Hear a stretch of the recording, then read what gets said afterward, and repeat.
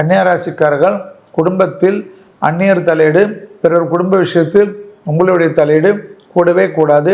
பயணங்கள் சமயத்தில் ஆண்களாக இருந்தால் பெண்கள் விஷயத்திலும், பெண்களாக இருந்தால் ஆண்கள் விஷயத்திலும் அதீத கவனமாக இருப்பதும், கண்டிப்பாக சிறு குழந்தைகளாக இருந்தாலும் தொட்டு பேசுவதை தவிர்த்து கொள்வது கன்னிக்கு பங்குனி மாதத்தில் நன்மைகளை ஏற்படுத்தி தரும். பிள்ளைகள் விஷயத்தில் கோபதாபம் கூடவே கூடாது என்பது, பழைய கடன்கள் பைசலாவதற்கு உங்கள் முயற்சி வெற்றிகள் ஏற்படுத்தும். குடும்பத்தில் மட்டும் சிறிது மௌனத்தை காத்தால் வெளியிடம் தொழில், உத்தியோகம், வியாபாரம் பெரிய வெற்றிகளை பெறக்கூடிய காலகட்டம். இஎன்டி பிரச்சனையை, காது மூக்கு தொண்டையை கவனமாக பார்த்து கொள்வதும், நவகிரகத்தில் இருக்கக்கூடிய சனி வழிபாடுகளுக்கு கோபதாபம் இல்லாமல் இருப்பதும் மிக மிக முக்கியமான அமைப்பு.